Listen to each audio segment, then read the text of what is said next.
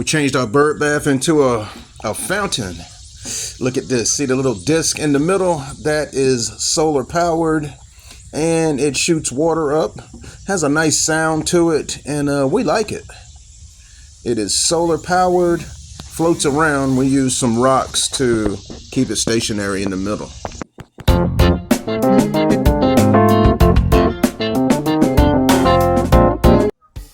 We're looking at the elephant ears today, and I'm gonna tell you, they're looking good.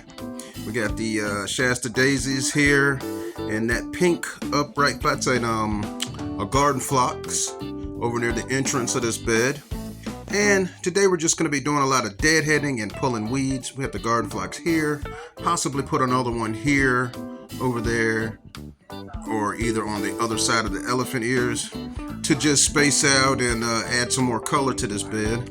We got a lot of weeds in here. There's grassy looking weeds, but look how the sun's shining through the back of that leaf.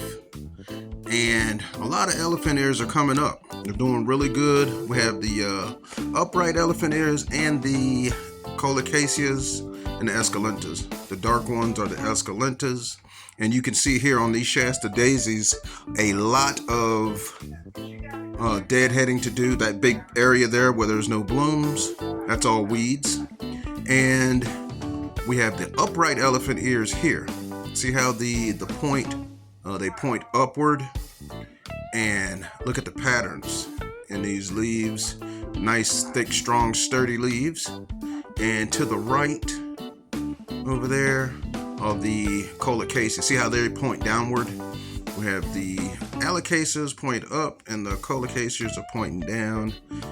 Daisies around the perimeter, with a lot of weeds. There's so many weeds here we can't even see the border of the bed. So going in close on this colocaceae, you see the swirls, and we have rudbeckias under here, and these are going to be showing off even better once we get these weeds out of there. Have a leaf here that's about to roll open. And I really love how the swirls are showing off this year. Look at that. Going in close, you can see the veins in these elephant ears along with the swirls. That green with the yellow highlight is really nice, really nice. Been prolonging, but we're gonna have to go ahead and get started pulling weeds because that was the main focus for the day. Get it cleared out so we can add a little more color to this bed. Preferably some garden phlox, because anything low growing would be just out of proportion with the elephant ears, because they're tall, so we want something medium height going in here.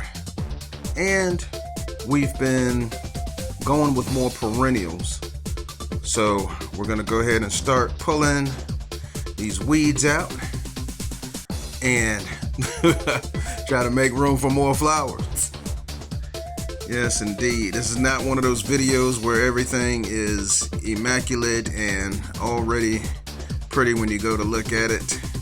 There's a little work involved. And on this bed, this is what happens when you haven't been to the bed for a while, and then the super hot temperatures and the busy life, and then when you're ready to do something, it rains. So now that we have the opportunity, we're gonna go ahead and get it back pretty. Look at the daisies in there. Yes. We have our pile of weeds here to get that wheelbarrow so that we can throw them on in there and keep going before I change my mind. Yep.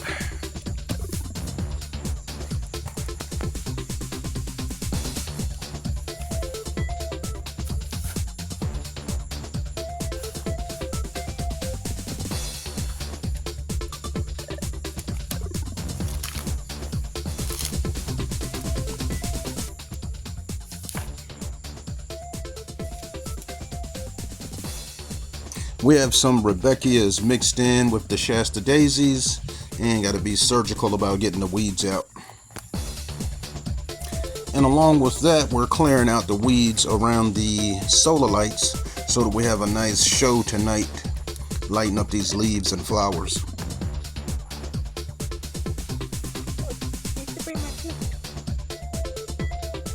Janice is going to come through with her electric clippers and reveal the border so that when I come through with the weed eater, I won't be cutting down any flowers. These are also good for those manicure small bushes that are too small for my pruners. Look at the teeth on these things. Nice.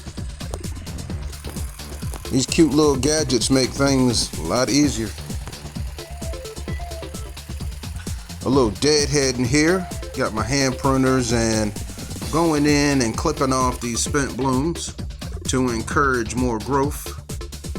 These are really bushing out really well, and some of these spent blooms have just come from the blast of high temperature that we had all of a sudden, but this area will be getting watered, and along with the high temp, we've been getting some overnight rain, so that's why they still look nice and green with that beautiful foliage. There's another bud there.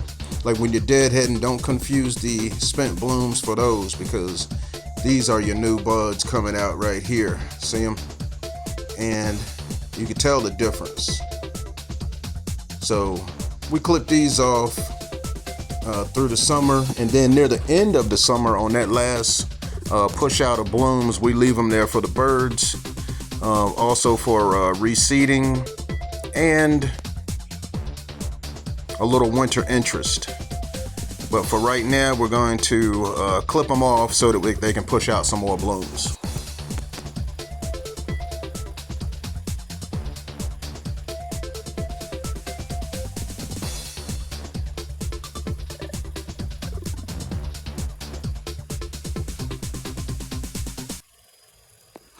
Some of these are on, they have like several flowers on the same stem, and if you follow that stem down, you'll also see a node where a new plant will come out. And if you don't see that, just snip it off right at a section of leaves. That'll encourage the other blooms to speed up, and you'll have a nice thick drift of Shasta daisies.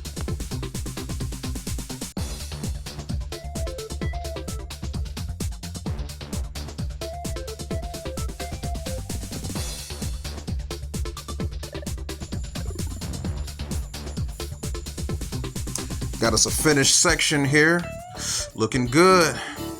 And we'll be putting in some garden phlox between those in the empty spaces. But down in here, we're looking at the swirls in the leaves, and everything in this bed is full sun.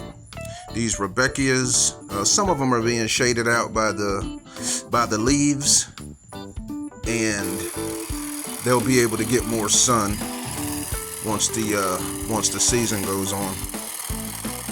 She's revealing that edge and getting things fine-tuned as we go around. And I'll be getting see this here?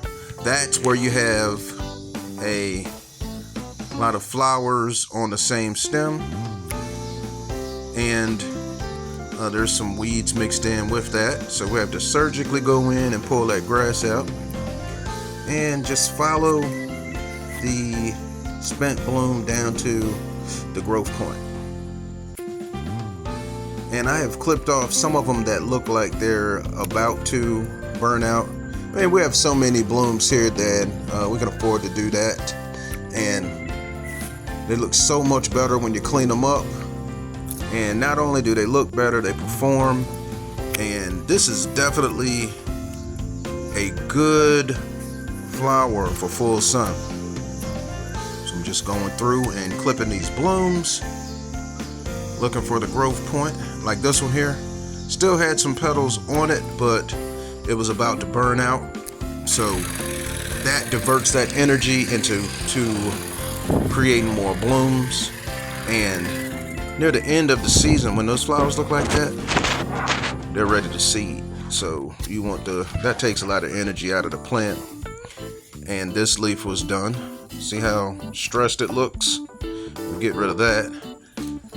Oh, and like I was saying about the flowers, at the end of the season, those flowers will start to seed. So when they're about to push out that last bloom, it's good to cut those off so that the flower will push that energy into making flowers instead of seeds. Got the escalentas here, getting big, looking good. I'm happy with the way these are doing. And this bed is just gonna be nice once we get it completed. It's getting into the part of the year where we're just doing maintenance. We have a little bit of planting to do, a few flowers here and there to just bring some more color, but for the most part it's just maintenance. Look how the sun shines through this leaf and just shows off those swirls. Let me get back to pulling these weeds, and we'll have a look at it in a few minutes. The wheelbarrow's starting to get full, and the bed's getting cleaner.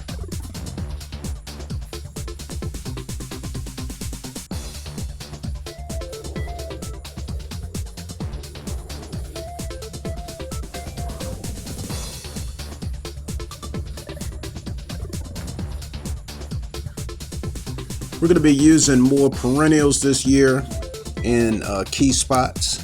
We have to look to see which ones will work with our yard. Our yard is full sun. Well, a lot of the perennials are full sun. We just want to see what looks good with our theme. And what we've seen so far, which works good with the elephant ears and like friendship plants that require similar watering, the Shasta daisies, the garden phlox do great in this bed. And when we enlarge the bed, then we'll go with our smaller annuals on the outer edge. Love the variegation in these elephant ears. The Shasta daisies are doing good. And we've been having some really, really high temperatures, and everything seems to be handling the heat.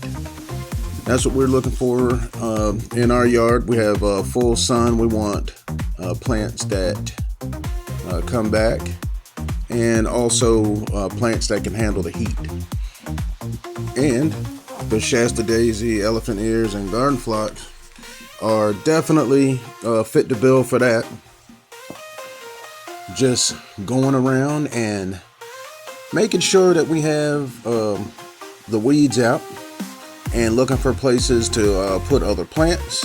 And we're gonna take a trip, but not in this video. We're gonna take a trip out to the garden center to see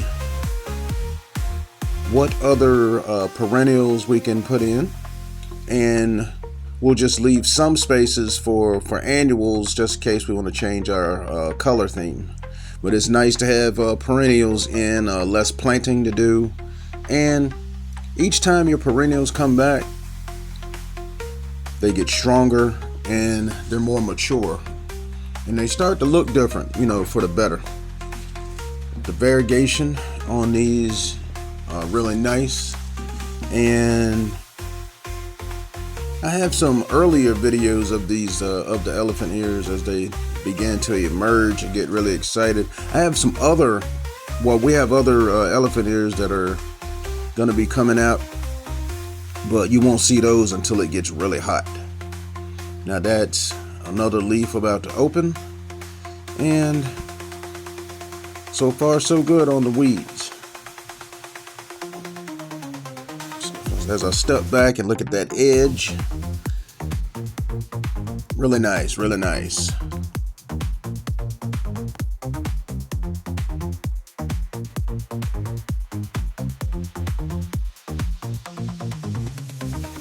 Now this garden phlox, and these are the different places we may put them around the bed to, get some different color going around. Now on this one, we have the garden phlox spaced out on the outer edge. We're going to be adding some more mulch And we're waiting for these hydrangeas to open up. This bed is not as full of weeds as the other one, but we will be adding some more plants. We want to see how far those elephant ears come out.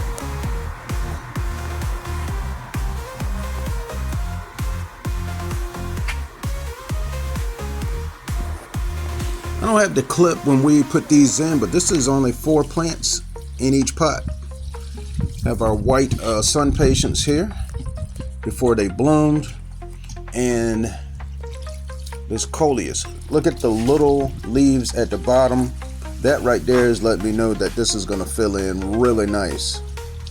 If I'm not mistaken, this is the moon coleus.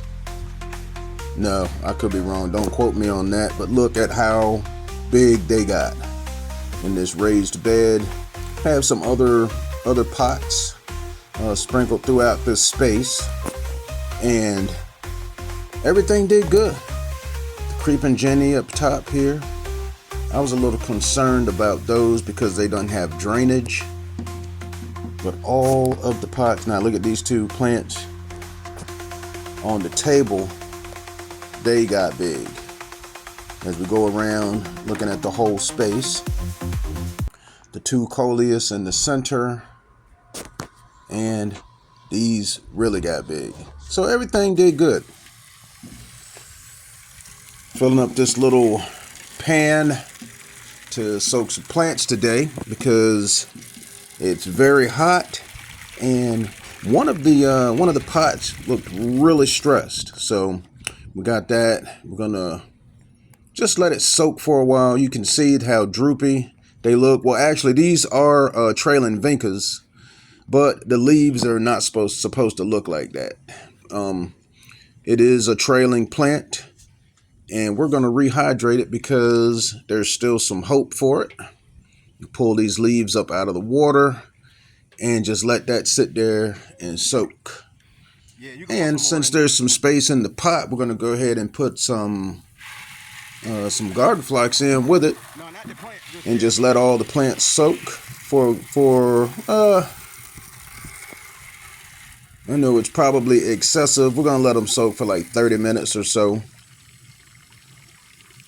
And there's space for the garden flax. We're gonna put those in. These don't really look bad, but since it's so hot, we just want to get them really hydrated before we plant them. And you can see that there's more blooms to open. And that's another reason we want to make sure that these are really hydrated when we plant them, and also watered right away, because those little blooms that are about to open, they will burn up if the garden flax are not watered properly. So this is a good technique to just let them just really get hydrated and pull up the water naturally through the bottom of the pot and just sit there and soak. And while they're soaking, she's going to water from the top as well, trying to avoid hitting the leaves. And once there's more space, we'll put the rest of those garden flax in. But we're going to let these sit. And you can see how droopy the leaves look. Look, see how they're curling up? So you can tell that this trailing vinca really needs water. We have 2 shades of pink in here, the white with the dot, and this other 2-toned pink with the dark center. This is a beautiful plant when it's fully hydrated and showing off. And we squeezed in a couple of more garden flax and let those soak too. So everything's sitting there soaking and getting ready to be planted in different places in the yard. I'm going to be filling in some spots because most of our plants are already in. So we're going to be just filling in the empty spaces. And in this bed here, we have our bird bath that was just painted. And the spot, it was leveled out. It's down in the ground a little bit, and the soil is pulled back. So we took that opportunity to go ahead and paint it. And letting that paint, while the paint is drying, we're going to go ahead and put these garden flax in. in some empty spaces. Soil is already good, so we're just going to go ahead and plant. I usually put in some slow release, but that's already been amended into the soil. And we're just going to fill in these spaces. We have a few vincas that were here, and when the heat spell came through, we didn't have a chance to water, so they got burnt up. And we have some other vincas coming up on the outer edge that were seeded from last year. Our paint is drying for the bird bath, and we're going to go ahead and check on our trailing vincas, and you can see that the leaves are still curled up, but we're going to give it a little time. And look at this, that the leaves are starting to look nice again, and that is showing you that it is being fully hydrated and ready to hang back up. And it's a hanging basket, and it hangs on, well, it's a hanging basket, and we really have to pay close attention to it because there's a lot of plants in this pot, and that pot hanging up can really dry out. We sprinkled a few garden flocks in different places around the yard, and we have our solar fountain here, just sprouting a nice stream of water into the air, and it looks nice and it sounds very peaceful. Our fire pit in the background there with a few assorted plants all the way around. Our hydrangea here, not blooming yet, but we're looking forward to that. That's going to be blooming soon.